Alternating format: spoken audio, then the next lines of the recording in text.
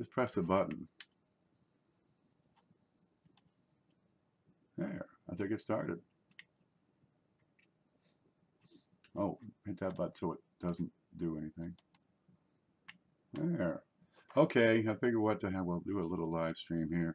I got some mail, and want to show off what we get as we open it. But this one's kind of neat because it's got all these other stamps all over it. Anybody collect stamps? I got to keep these things. To get so much mail, it would make sense to keep them. But a lot of it's, you know, the standard stuff. It's printed up. Huh. Oh, let me get my scissors out because I got a bunch of mail to open up. Okay, we got a book. I don't know what the book is. Let's see what the book is. No, it's The Inside Story of the State Quarters by Q. David Bowers. Yeah, we needed some things to give out after coin class. I figured that might be a good one. It's a Whitman guidebook. Standard propaganda from Whitman. Yeah, but it's got a lot of pictures in it. Look. Okay, here's the story of the Massachusetts quarter. Here's the story of the Florida quarter. I probably had to read that because I live in Florida. All right. What was it? $7 for that thing brand new? Is that right? $7. We're going to give it away. And I don't think it's worth that. Yeah, well, we'll throw that in the pile. Order some $50. I believe this is them. Let me run over and see if anybody's in the chat. We have somebody in the chat. I get Bill 457. Come online. Do you read me? Am I on the moon?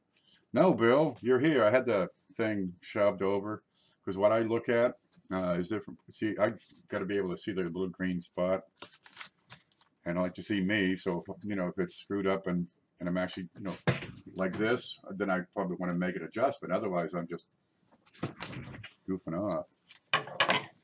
We got coins in Cleveland. Just digging. Yeah, I thought I'd open up some mail. Show you guys the thrill of a new find. Hey, here's a special gift inside from St. Jude. That's to Miguel. Miguel still gets mail, but he passed away for it. I bought the place. I bought it from his wife. All right. Oh, yeah, this will work. Okay, we got a padded envelope. I like that. We got an invoice, and on the invoice is the shipping address. So if that gets screwed up, the post office can open it and say, ah, it goes to this guy. Let's see what we can open this.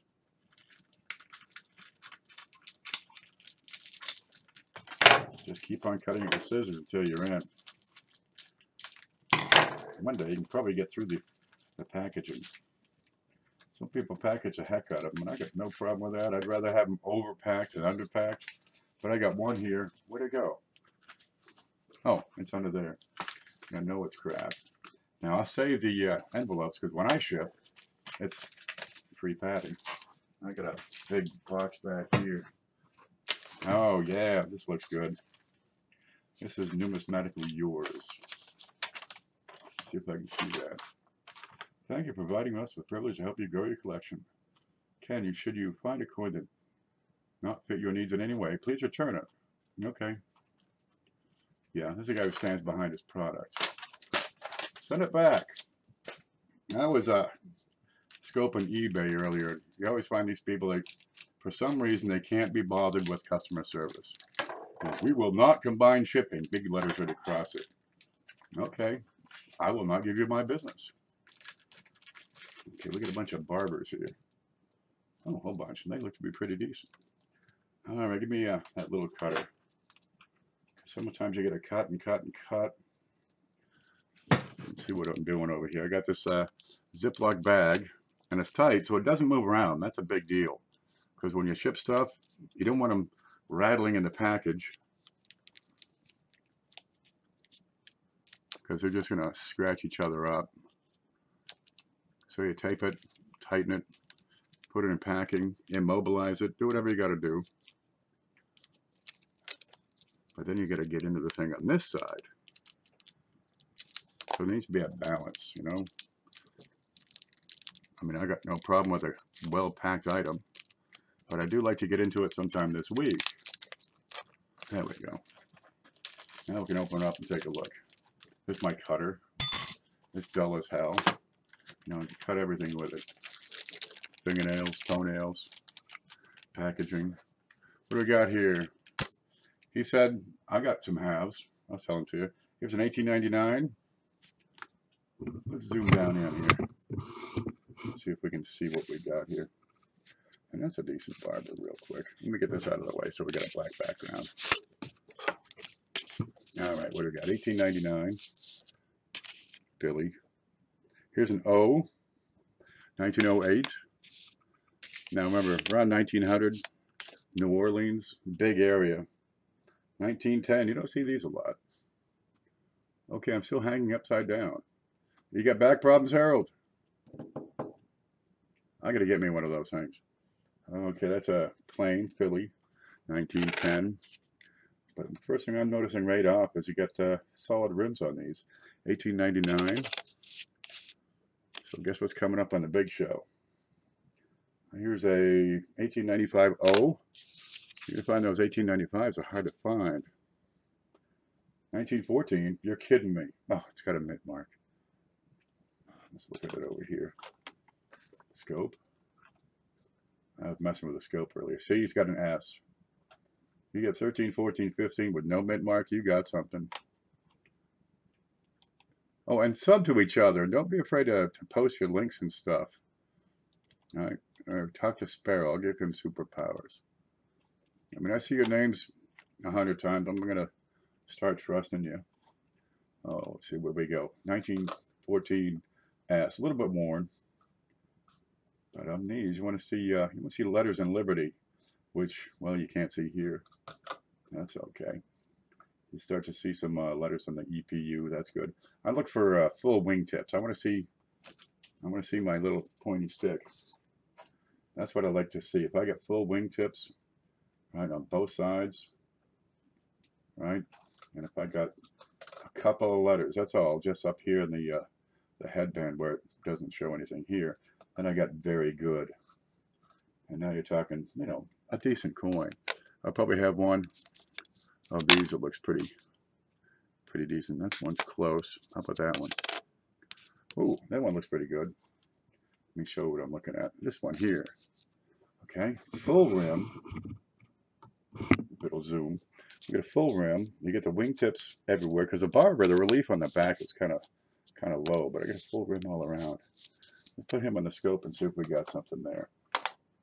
The price was right, so I said, yeah, send me 10 of them. I got an L, and there's probably a Y over there. Right here's the L, right there, and over here I should have perhaps part of a Y, so let's angle that up. That's going to be darn tough, but it's pretty decent otherwise. It's not screwed up. $18.99, and I want to have to take a good look at that 9. Because these things come in, of course, I gotta look at everything with a loop. You know, I look at those copper rounds with a loop. Found some clash marks on it, believe it or not. Okay, got some fine scratches, but EPU, we got some words in the banner, and there's a full wingtip. See that? You get the whole thing. A lot of times the rim gets so darn worn, it just bleeds right in. And, well, here's one. That's that, an 1895 O. If you don't have a barber hat, get one. 1895, and you see the rim is wearing right into the coin. Over here, I got no wingtip. It's, well, kind of blended in. The other side, it's well blended in. There's nothing left of it. But you got a good clean O. All right, what else we got here? We got a 1902 Philly. Okay, what's this one? That was pretty good. 1908. I almost have a letter. Good wingtips. Good wingtips. That's a 1908 O. I think I have a Y, but I don't see an L. But she's awful close.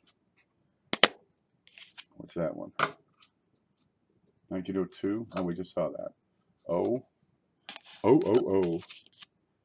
They're like the V-knuckles. The face is always worn. Just flat. You get an outline. And that's normal. It's the same with all the barbers. You got to realize, you know, these things started what, 18 something, ran to around 1915. Around 1892, I think, is when they ended the seated Liberty design. And I mean, they were pretty coins. They liked the Greco-Roman type stuff back in the day. They really liked that. Lots of columns on your buildings. Yeah, we get a little bit of damage on this 1907 plane. And there weren't that many coin collectors back in the day. You're talking turn of the century. 30, 40 years later, you know, you get into the teens, 20s, 30s. Now you got people starting to collect, but it's a small group. Let's see, 1, 2, 3, 4, 5, 6, 7, 8, 9. We got 10. So the people that would save the coins and keep them nice, well, they weren't there. 1900, you had 4 coin dealers in the United States. There, we spread those out and have another look at all of them. We lift the camera. And so that's not a bad haul. These babies, I mean, they're good for, you know, 15, 18 bucks a piece. We'll set them right up. Thumbs up. Oh, yeah, hit that button there. I got a button you press that says like. Because if you don't like me, I'm going to feel real bad. Okay, next one. I've got an envelope. Ready? It was 49-cent shipping, and I got it for $1. Had to have it. But it's got these neat stamps on there. What's that one? A photograph, 1950, I don't know, 15 cents. There's a bicentennial. I don't know what those two on top are, but the machines at the post office, that must be Albuquerque. Well, they only do the top line, so these other two are, well, they're not canceled. Let's see. The coin is right here, and I guarantee you the guy's got a piece of tape right across the coin, sticking it to a piece of paper. Oh, don't I hate that? That's not shipping. But I saw it, 50-cent shipping. I said, yeah, that's what it's going to be. And here's numismatic. Oh, that's Mark Obstalecki. Here he is. Not this one. The barbers. All right, numismatically yours. So you can check his. No, let's see. New York Coin Shop. Numismatically yours, not New York State. NY Coin Shop. You get a phone number here, and he's got good stuff. Boy, he's got great stuff.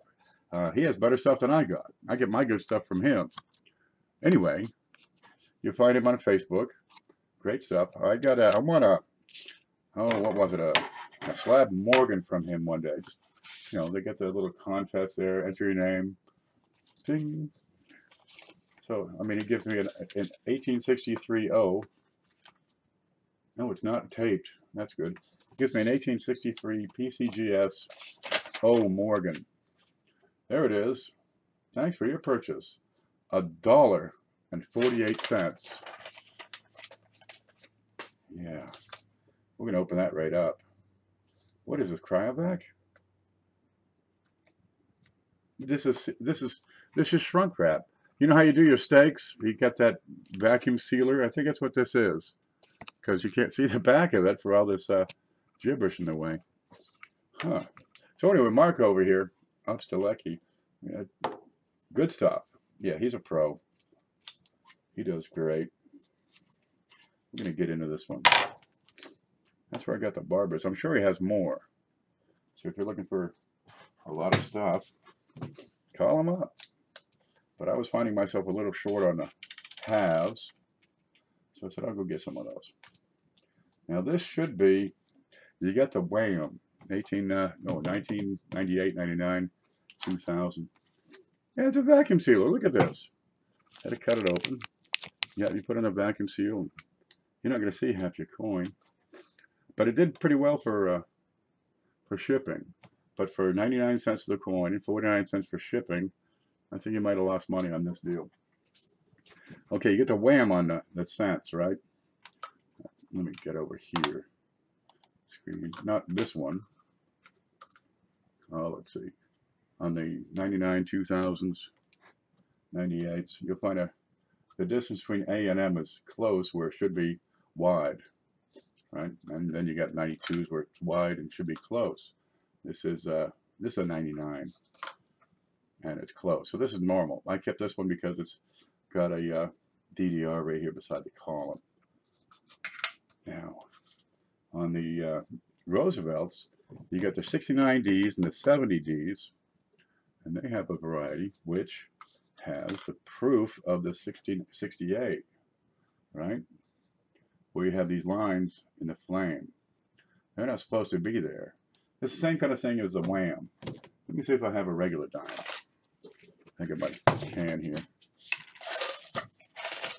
There's one. What's the date on that? 2000 whatever. 92. What's that one? I can't even read that one. 93. Okay, well, in its day, I can never find exactly what I need, so I got to work on that. Back in the day, in the 60s, there was no real design on the top of this flame, right? So they added some in on the proof issue, which has these deep cuts. The rest, you know, the business strikes are flat. This is on the 69D and the 70D. That's what this guy is right here. We have these deep gouges. I got a sack of dimes. I can go through them and probably pull one out to show you the normal design. But that's a 70D with the reverse of the 68S proof. I'm going to take it. What's this popping up here? Get out of here. Yeah, I got that. Oh, I got the computer a couple of months ago, and it's that time where everything's starting to expire. So I get all these pop-ups all the time. So anyway, yeah, I've seen these before. I paid a little bit for them, but I think the street value is, I mean, closer to 5 to 20, depending on condition. This is $1. Yeah, I'm going to have that. I didn't know what he had, or, you know, just auctioned it poorly. What's this on his head? That might be something from the vacuum sealer. That's not coming off with a light rub. Well, there it is. That's probably a $5 bill. It cost me $1.50. Yeah, go with it. You scour eBay, you're going to find some stuff. Maybe it's not listed right. Oh, there's that, the $50 there, the 1920 Pilgrim $50 that had 1921 date. That was a steal. Oh gosh, am I out? I may be out of flips. No, I got a case of them right here. So it takes a lot of hunting, but you can find stuff. You know, now is it a good price? Is it a great price?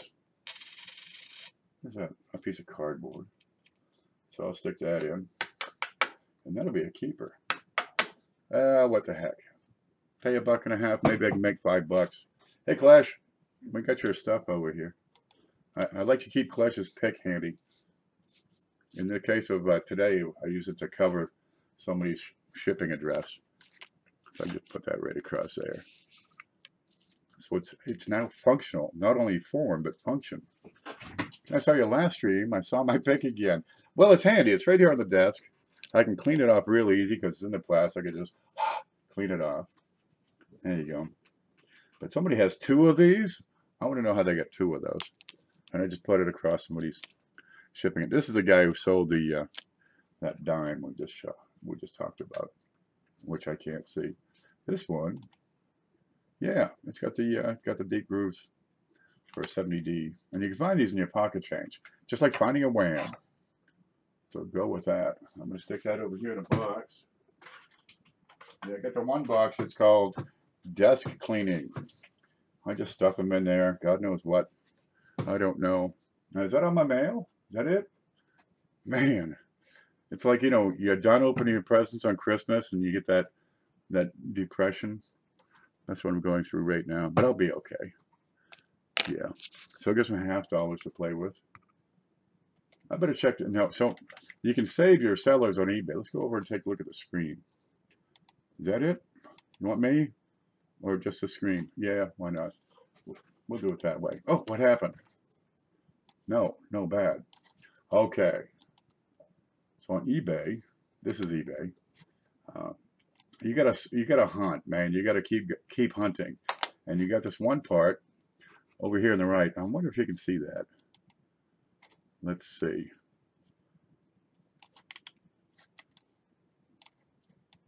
There you go. Over here on the right of the screen.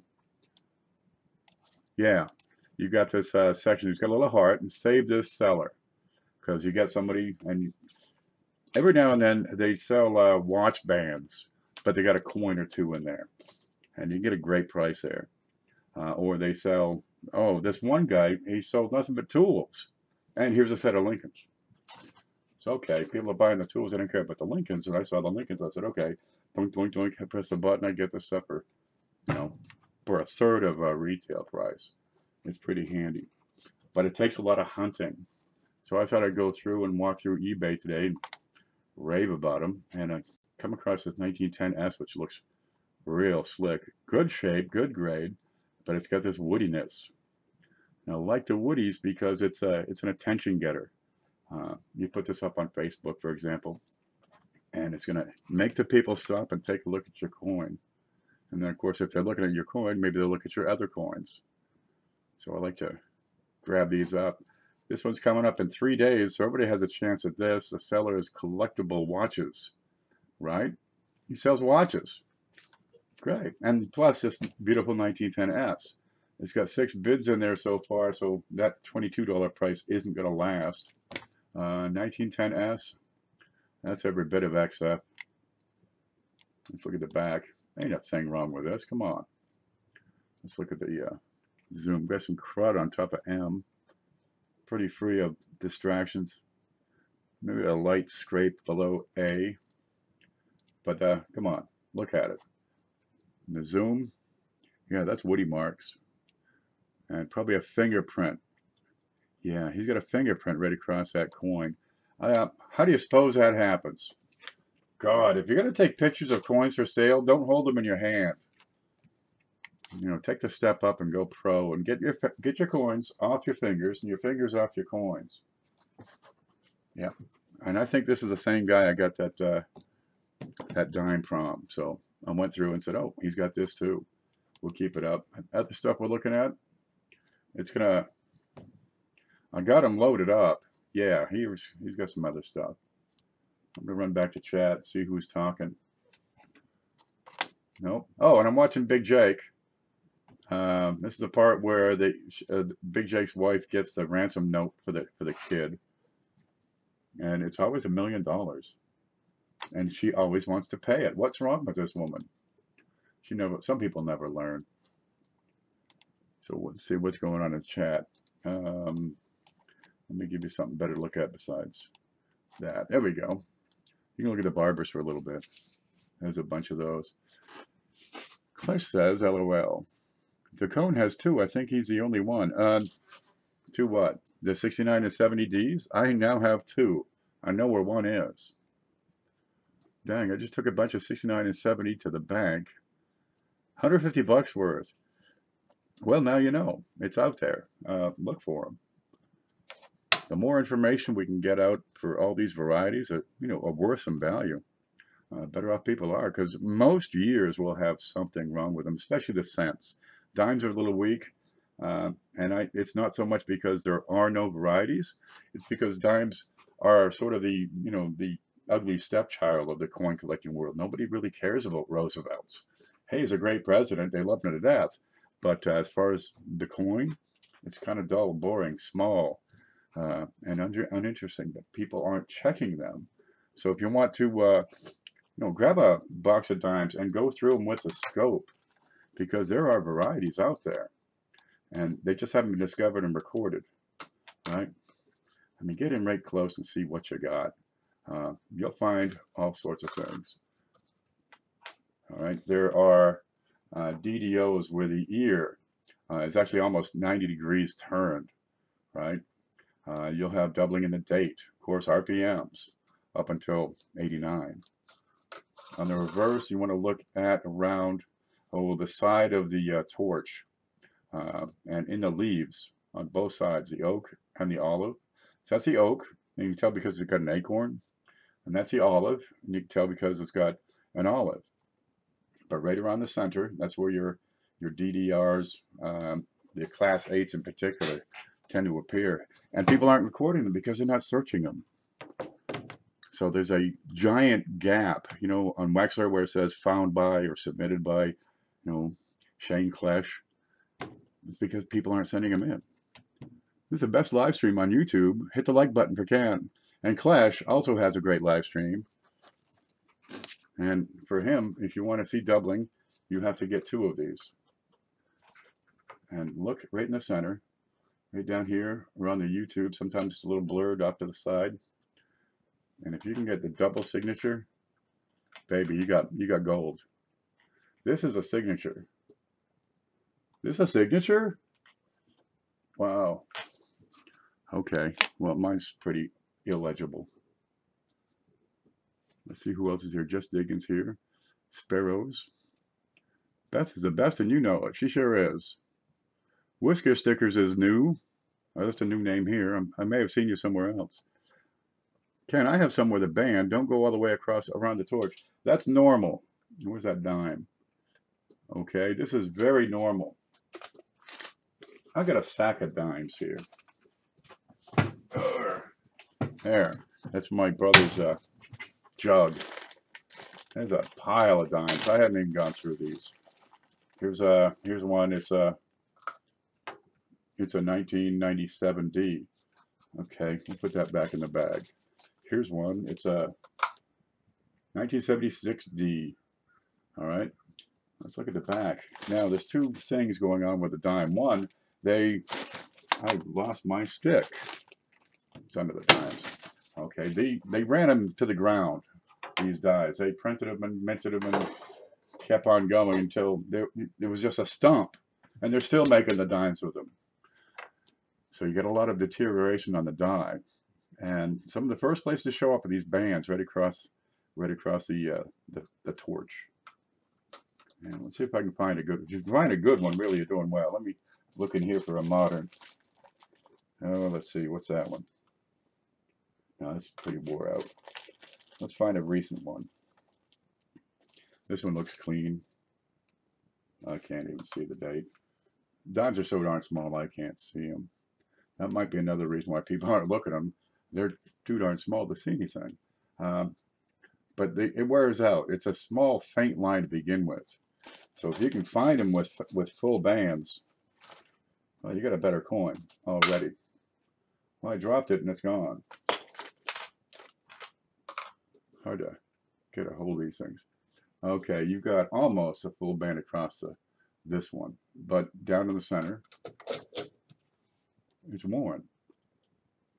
But the small contact mark, these are small coins. You throw a quarter on that, right? You dump it in the change bucket at the Salvation Army, and somebody drops a quarter on it. It's going to take a bigger mark real quick. So the details on the dime, because they're a small coin, don't always last. And if you can get full bands all the way across, you're doing good. Let's see if I can get a shadow on that so we can see that band. And that's just about all the way across. But for full bands, you're going to have it on the top and the bottom. And the bottom just doesn't cut it. Huh. It's like the full band Mercuries or the full bell lines or the full steps. I mean, they're out there, but they're few and far between. And this guy, you can see the wear on him. Check the dates. If you got lines in the torches. If you don't have lines in the torches. Now on the back, like I say, you want to take a look at the center, right across here, where you have the leaves can be doubled. Right in here is a great spot. You get the olive leaf that just touches the torch. Right in there is a great spot to find some doubling, because you can make it out easy. And the way they did them, a lot of the DDRs will have extra metal over here beside the torch, and that's another one that's easy to pick out. After that, you're looking at letters, ears. Let's see if we can make that work. There you go. But what I'm finding, a lot of these dimes, I get die chips around the face a lot of times. Different coin. You've seen the modern pennies, which I'm sure I have somewhere around here somewhere. Oh, they get the shield on the back. There we go. Let's see if we got some handy. Yeah. No, that's got a log cabin. No, I can't get what I need.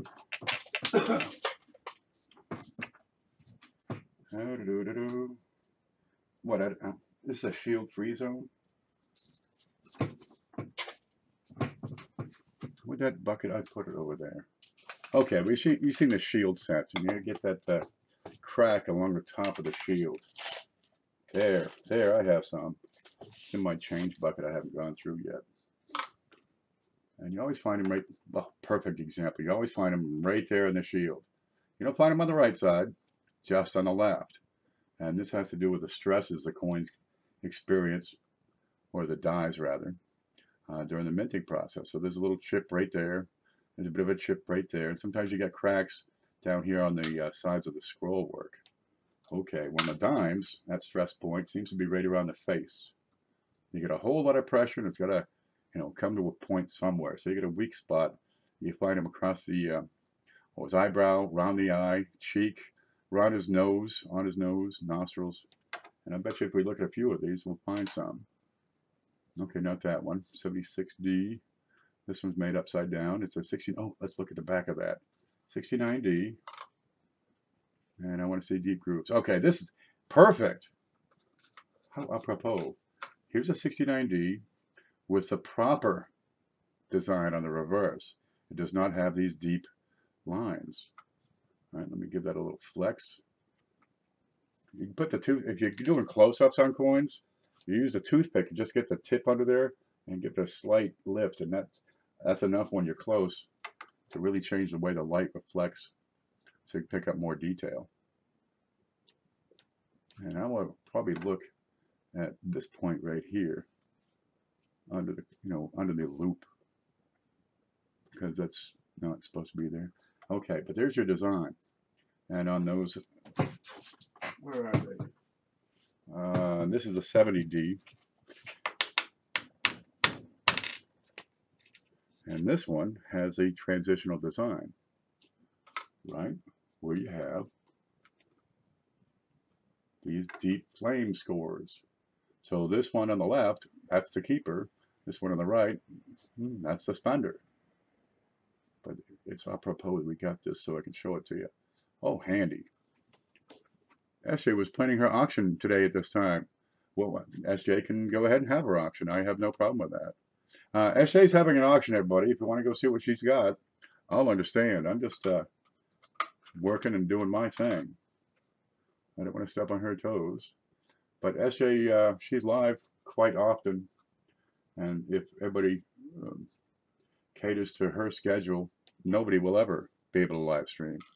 But get on over and check her out, because I'll just be doing my thing for a while. Let's see, anything in here? Now, I also find die chips and cracks along the stem. Some people call them caterpillars. Die chips are kind of unexciting. And partly because nobody's recording them. Nobody's documenting them. There you go. Just letting you know. Oh, thank you. No, don't let her stop her auction. She can go right forward with that. We've got, different subscribers. She's got 1,000 people. I got a well-dedicated crew. Who else is here? Laura's here. Laura, you can stay, you can go. Won't stop me. But by all means, she's got great stuff. SJ does. There we go. Let's see if we got any of these die chips sticking around on these. No, I'm not seeing it. You got a lot in the hair as well. And I'm going to pull that one off, or I'm going to lose it. Is that it? Is that it? The 69? That's a 70D. That's the one I want to keep. Should give it gold and silver and Bitcoin. Wow, it's better than lions and tigers and bears. Shane Klesh gives away gold. And one day, I'll get there. He gives away gold on his streams. And Bitcoin. And I really don't understand Bitcoin. All I see is that number just keep getting bigger and bigger. And I saw the headline of an article said it's a bubble. Well, I don't really know. Who knows? I know there are only so many Bitcoin. And I guess they add more or mine more or something each year. But as a limited commodity, well, the price would only go up, wouldn't it? Silver gave a 1/10. Outstanding. You get 1/10 out there. Those 1/10 ounces are about the size of a dime. Those gold coins, and they're a couple of $100. You get somebody giving that away. That's a peach. I'll put these back in the bag. Gold is right where it's at. It is always going to be a precious metal. It has always been a precious metal. It's one of those things that humans seem to like. It doesn't tarnish. It's malleable. You can do stuff with it. It looks great on chicks, right? And they'll tell you that. That would look so good on me. They'll tell you that. My sister, we went shopping one time. You should buy me a ring. Why? I don't even like you. Well, okay. I like her better than the cat. Why would I buy you a ring? Okay, I bought her a house. She'll be good with that. The kids have a place. They get their own rooms. If you want to find new varieties that have not been found, the dimes are wide open, and I mean wide open. Get in there, tear them up. Check out the dots on ePlurb. It's Unum. Check out the dots, because I can't hold on to a toothpick. There you go. The dots are always a good indicator, because if they're distended, well, it's either been squished and damaged, or it's a good pickup point for doubling. But here you can see what I'm talking about. These dime dies get run and run until there's nothing left. Now, it's a small coin, so the pressure isn't always breaking up the die, but you do find cracks on them. But here you can see the flow lines, of course. You get a lot of expansion on the outer letters. Top of the L, here you go. Where am I? Top of the L, top of the I. This design has been expanded because of the metal flow just wearing it apart. Oh, there are no letters up here. Okay, and down here on the date and initials, a lot of times, yeah, they're just so fuzzed out and so worn out, you can barely read the things. You know, metal flow everywhere. You see it everywhere. And what do we got, 96? Okay, keep looking, because they are out there. Spot check, gold, 1253.5. Silver at 16. Wow, they're giving away the silver at 16. Jake won. What Jake win? I missed it. It'll be a gold nugget tonight for the first prize. Go with it. Clutch has some big giveaways. Now you got to buy a roll, but when you get a roll, if it's your first time through, you get to pick, right? And you got to get to pick.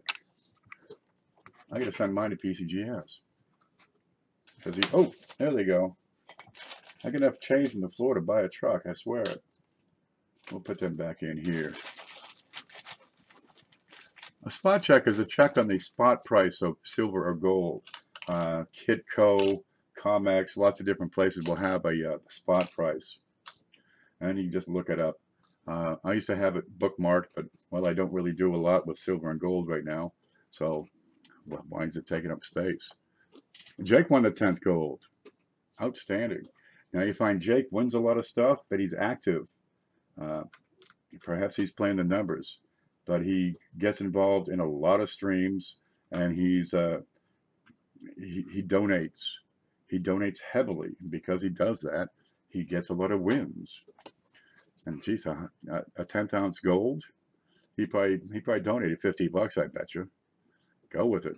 I just had a notification from someone. Let me check this real quick. Corn Stacker uploaded a video, updates and upcoming prize giveaways. So check that out. And it looks like Coins for Amateurs just won. Oh, they won a really nice shovel off this one guy. So if you like to dig and metal detect, he's got go see his stuff. He'll show you all about it. See, I told everyone to go for palladium, platinum. You really wanted to get germanium or uranium oxide. There's good money on that stuff. They got these old plates from the 50s. They're orange, and they're radioactive because they used uranium oxide as the coloring agent on these plates. Oh, they're fantastic, but they'll give you cancer. Not like the food we eat nowadays won't. No matter. We'll keep looking at these dimes. But the dimes are big enough you can get in there and see, right? You can check the details, same as you can for anything else, quarters, nickels, dimes, all of them. But the stuff isn't recorded. So if you find something, you know, get into Wexler, get into me, get into Miles or Wiles, you know, Variety Vista, and somebody's going to record this stuff. Now I'm not going to find any die chips because that's what I'm looking for. I got a whole can back here. Where's my can? Is that the one? No. Because I'm funny with the die chips. What's this one?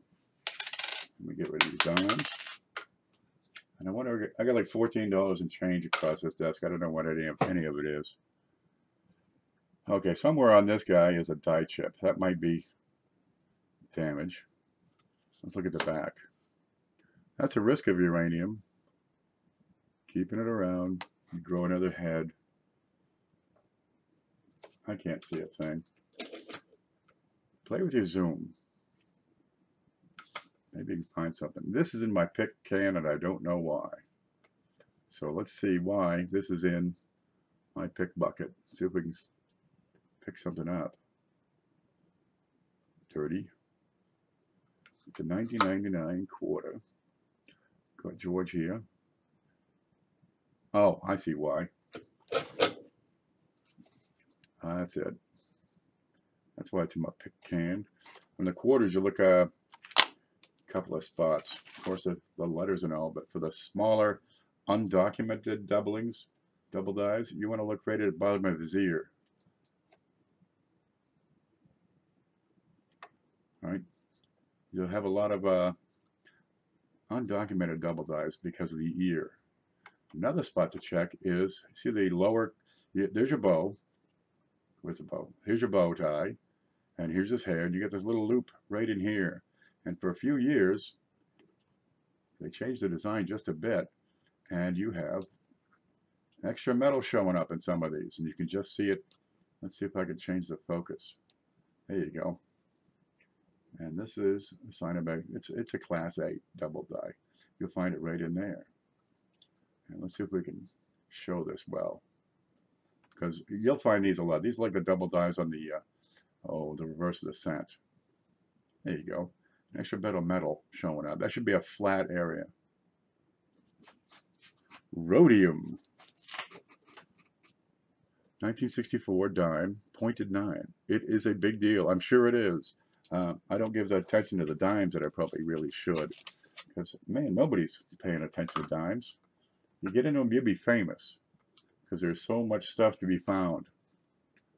I bet you this is the same thing. There's the bow. Let's zoom in and focus, and you'll find extra metal right in beside that. What do you call this? We need to name this piece. The curl, the curve, and there's that bit of metal. That should be flat. It's not flat. That's a minor double die. And if there's a little stronger double die, you'll see some doubling right here at the bottom of the ear. But check them all. I always like dimes. I did get a 1918 Market of Liberty out of a roll on Paul and Snacks live stream. We'll go with it. A lot of times you get 40s, 90s, you get all that stuff. It's all good. But I'm going to take a look in this. This is a pick can, and I just throw it in the can. Sometimes I get to it. More likely I don't ever get to it. I got bags and bags of stuff. I honestly don't have any idea what it is. But I keep it, and one day they'll dig up the house. Okay, here's a dime. I don't know anything about it. What do we got? There we go. There we go. We got it. No. Still no pick. There's a reason I keep a box of toothpicks handy. Now, the dime, right there. That's not a minor die chip. It's pretty good size. I mean, you get the spitting horse. This is a drooling Roosevelt. And you get another one on his cheek, and you get another one on his nose.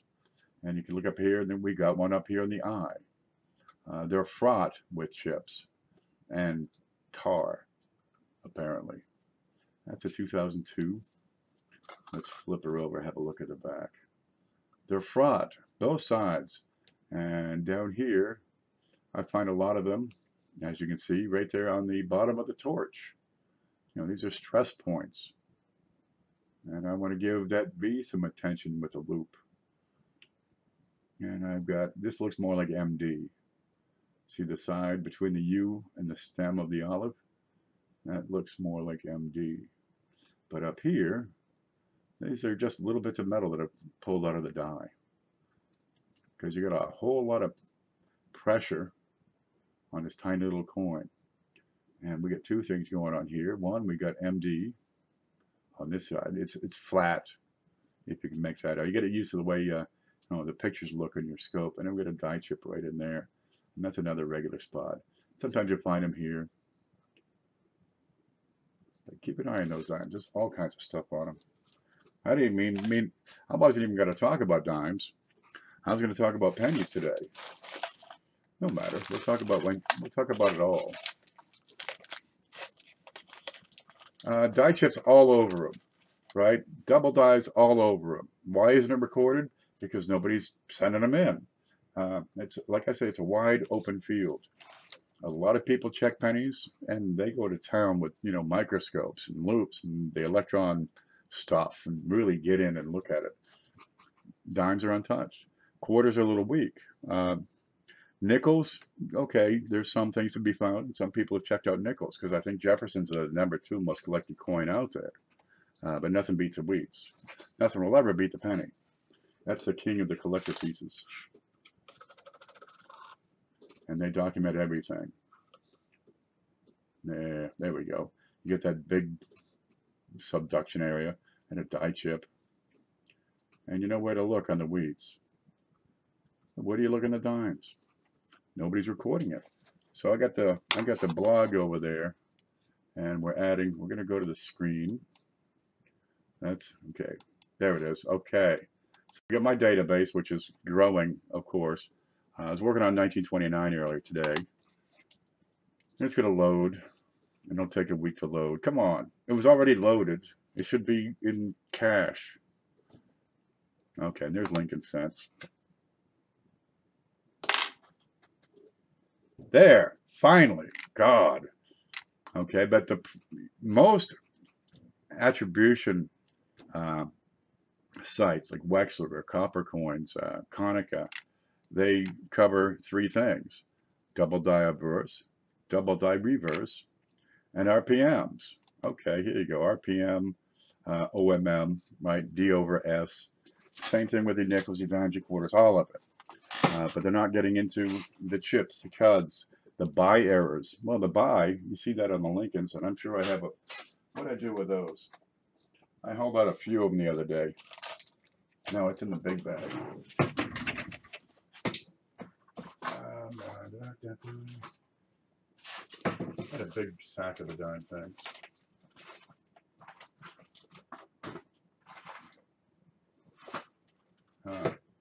I will never see that again. What's this one?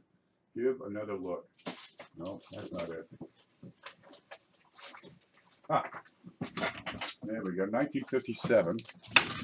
I went through a sack of 57s. Let me get this out of the way. And we found a bunch of stuff. You get the buy errors, and it's just a die chip, the same as you get on that the face on Roosevelt. And let's see if we can find one in particular. Let's zoom that up. Now, cuds on coins, they handle such things as buy errors. Let's see, scope, screen, scope. There we go. Now, cuds on coins records these, and that's great. It's one of the few places that do. And if we can find one, I know we got several in this bag because I'm going to pull out a dozen of the darn things. There, I knew it. Okay, this is a die chip somewhere. Let me straighten these all out. Okay, 1957D. Kept that out for some reason. I don't know why. Might be just better shape. This one, 1957. And I have here, between B and E, they call it a BIE, a buy error. It's a die chip. Same as you saw on that the face of that Roosevelt. It's the same sort of thing as you have here, right? A die chip. Same darn thing. But this one is recorded and documented, and this one, nobody cares. Well, these are pretty darn common. We know that. You see them all the time. And these are not so common, but they're still easy to find. They're prominent. And you get a bunch of them, even with the same dates. Maybe not on that one. 1995 is a great year to find buy errors. And I went through a stack of 95s. I got like 7 or 8 of the darn things. And only 1 or 2 are recorded. So I got to take pictures, send them in. Where'd that one go I had? It's gone. All right, there it is. Okay. Now the buy, they'll sell for $1. You know, top grades, $5 to $10. You find something like this one with a buy error. Yeah, you're looking at $10, $12, easy. I do it all the time. This looks pretty good otherwise. I think I just have that for the die chip. What's that on his face? Huh, don't know. But you can find them, and they're out there. Now the dimes, you get that reverse. People don't know about it, and they sell for, you know, $5 to $20. How many you got in your bag? What's in your wallet? What's in your change jar? So anyway, what I'm doing with the, go back to the screen. What I'm trying to do with a database is record more stuff, right, besides just RPMs. But let's get into die chips, die cracks.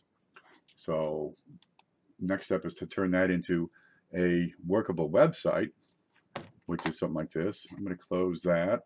Well, let's update it first, because I was working on that earlier. Okay, that's good. We'll close it. And everybody's got their own way of writing this stuff out. So we're making a standardized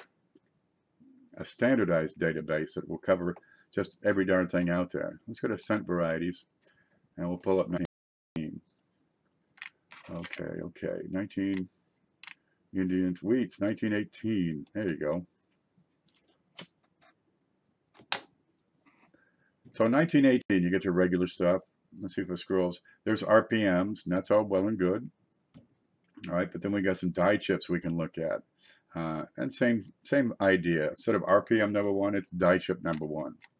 And adding the pictures. And this is probably going to slow things down. I don't know. I get a green dot. So far, so good. Okay. So there's a die chip you can look for in the 1918S. And it looks just like the picture. It's in the upper part of the S. There's another one you can look for. It's in the S itself, on the bottom half of it. All right? And then there's a crack you can look for over on the left side of the reverse on 1918S. Now, is this going to mean this coin is valuable? No, not particularly, but it can help you get a more developed set of Lincolns. Why not? So anyway, this will be a long, long project making that thing work. 1950s, 1990s are full of buys. There's buys everywhere. Cuts on Coins has the buys, but you don't get to buy on Konica. They don't care anything about them. But I do. People like sell the things, they really do. They love them. I mean, if you got 50 different buys, you got a lot of them, but they're ongoing. You got 5 1950s. I probably got a dozen 1957s just in the sack. Okay. What was it? Probably 2,000 1957s. You know, thereabouts. This is what I pulled out of that. And these are die chips in the date. They're buys. They're cracks. Some are just, you know, got some luster on them. But whatever it is, that's what I picked out. And eventually I'll go through these and further classify them and define them and see what exactly is going on. But for now, well, I've got a sack of them to play with. So I'll put that back here with, you know, the rest of the stuff on that table, which is so covered with stuff I can no longer use it. Yeah. I'll check my Lincoln book now for those 1918 S's. they're out there. We don't know how many, and you'll probably find some more. So if you find some other, minor die chips, die cracks, buy errors, you got a filled date in the 1918 or 54 is really good for having a 9 filled. 1994 has a 9 filled. 1928S have value. Well, is it a small S or a large S? Because the large S tends to have a premium. It may not be much, but it does help sell the darn thing, even lower grades, because a lot of people don't realize on the 1928S there are 2 different mint mark styles. And if you want a full set of Lincolns, you got to have them both, right? And if you really want a full set of Lincolns, you got to have about 4,000 of them. How much can I sell them for? Depends on the condition, right? The small buy errors, where it's only like a connector, they don't tend to get the same premium as the full cigar, where you get the big fat die chip in that pie. But I sell them, $1 a piece, easy, real easy, circulated grade, $1. I get them. I go through BU rules a lot. Yeah, I get $5, $10. I've gotten $12 for a buy error on a real nice coin. I got a 1922 no mint mark. Send pictures. Why not? I can address up here.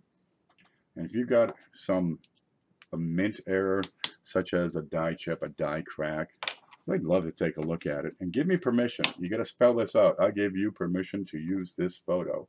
And I'll put that in the database. Because, man, this is huge. This is a giant project. There's a screen. And just getting the pictures of the known die varieties is going to be a bear. Because I can't steal them off of Wexler or Coins or Variety Vista or any of these books. And there's plenty of them. Because that's a copyright violation. So I have to come up with my own photos. Anyway, if you'd like to help, we get a section in here somewhere. Oh, let's see. Let's go to standard database. And it's just the start of a site. It's really not for consumption yet. You get the table of contents, and in there it includes a section which is totally not ready. Is this loading? There it is. For contributions. So you can send in, photos. And I'll give you a yell. Sent in or discovered by Harry Gagnon. Nope, that's not it. I've lost my place. Nope, that's the movie. I got about 100 windows open here because I was gonna rave about eBay. We'll get back to that. I don't have a 22. Don't know how to tell. It's got a 22 on it, the date. I'll help you out, Ken. Thank you, Whiskers. We'll get you credit. And it's the same as Wexler, submitted by Mike Jones or Laura Day or W. Stickers. But if we can document more stuff, oh, that'd be great. Well, we still got 12 people watching. It's been an hour. I was going to talk about wheats because I was looking over at eBay all day long. We'll go to the screen here. Yeah. I'm going to move that over here. I do my hair. Okay. What do we got here? I got 100 different pages open. There's that 1910S. I'll be watching that. Here's some other things I'm watching, right? I keep an eye on this stuff. I'll watch 200 items at a time. And when it comes down to it, in a day and 5 hours, I might have done my homework and maybe I'll bid on this. But it's pretty well corroded, this 1914D. But then I found all the wheat bags. Everybody likes bags of wheats. What's this one? That's another 1941 I keep an eye on. Must be further up here. There you go. You get a bag of 5,000 wheats. Nobody's done this on air yet. I think this might be fun to do. But it would take forever, right? How long does it take you to go through a bag of 5,000 wheats? For me, a couple of months, easy, because I take great at the fine details, getting into looking for those buy errors. Right? This came out of the last couple of bags of wheats. But what if we could get a bag of wheats and open it up and count them out and give it to people, right? They pay for it, of course. I did the math already.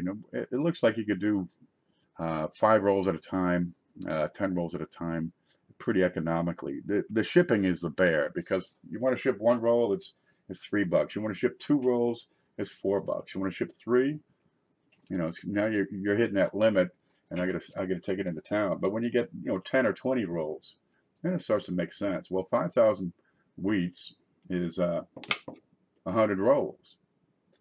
Well, what if you broke that into 20 pieces, 20, and you can get 5 rolls minimum, or 10 rolls, or 20 rolls, or however many you wanted.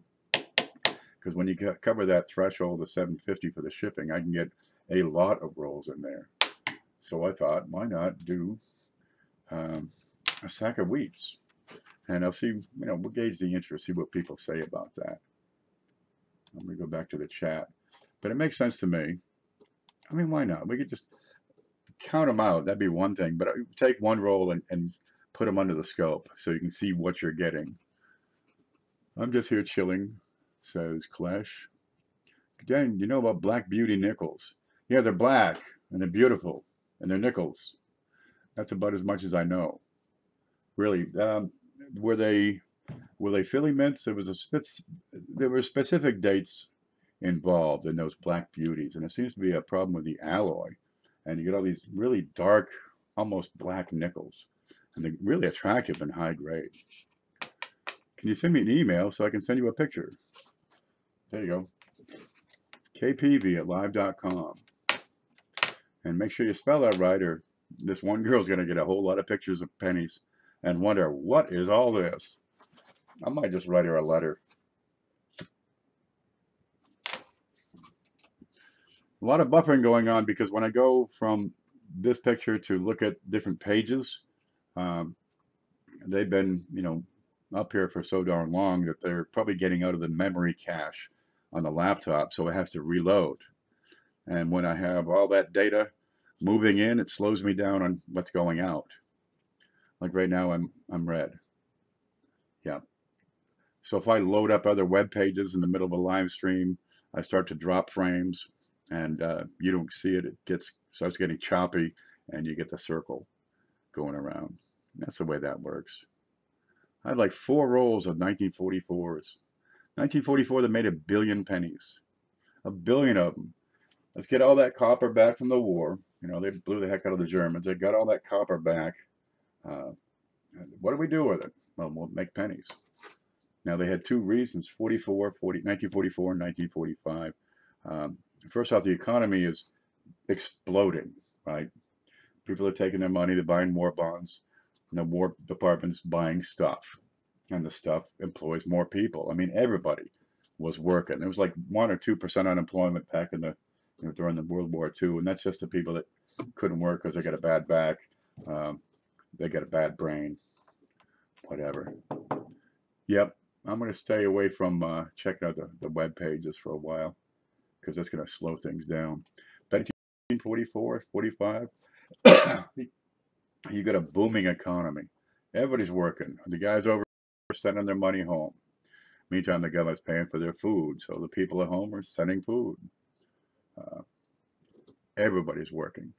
And of course, with a booming economy, you need a whole lot of change. That's why the 2009 coins, you see so few of them, because the economy just tanked. And when the economy tanks, you get fewer coins. Look at the Depression years, you know, from 25 to 33. Not a whole lot of coins out there. You get some years with very few. A lot of your key dates in a lot of your series, 1931s, right? You see it on the nickel, you see it on the quarter. 1932 on the quarter, right? DNS. Yeah, they didn't make the darn things because they didn't need the things. Okay, we're lagging. I think we'll probably just call it quits. That's good. I thought I'd just get on and talk. It'll be fun. But if we're lagging, yeah, I'm red line, orange, red and orange. Yeah, somebody up the road is probably watching cat videos. Hopefully they're watching my cat videos. Yeah, right. I think it's time to make dinner anyway. The computer wants to do its thing and crap out. It's tired. It's hungry. I'm tired. I'm hungry. I think we'll call it good. We'll go from there. Sub to you, Harold. Everybody go sub to Harold. Yep, we're having lagging trouble. Let's call it good, folks. We'll talk more later. Stream resumed. Apparently the stream was totally off. All right, let's call it good. I'm going to type something in case you can't see it. Let's call it a day. There you go. And you might actually see that.